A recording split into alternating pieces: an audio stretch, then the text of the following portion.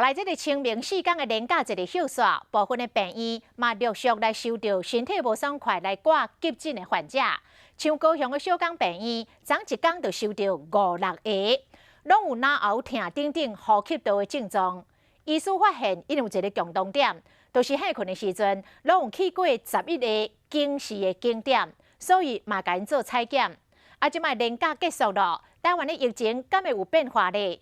有医师认为。关键期是未来1礼拜，爱看本土病例是毋是有增加。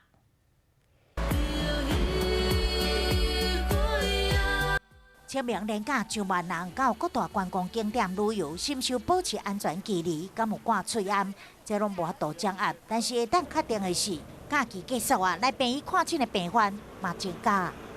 病人一下子有时候一口气会来好几个位这样子，所以在我们人力方面有点吃紧。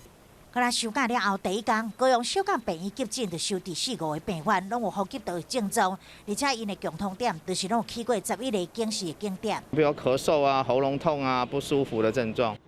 有人会担心，主动要求体检，对着这类病患，病院嘛专门进行采检。不过清明连假敢会为疫情带来变化？有医师认为关键期就是未来1礼拜。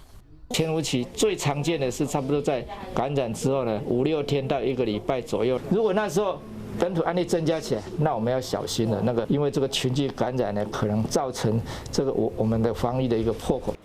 面对休假了后汹涌增加的病患，未来唔知还会面对偌济。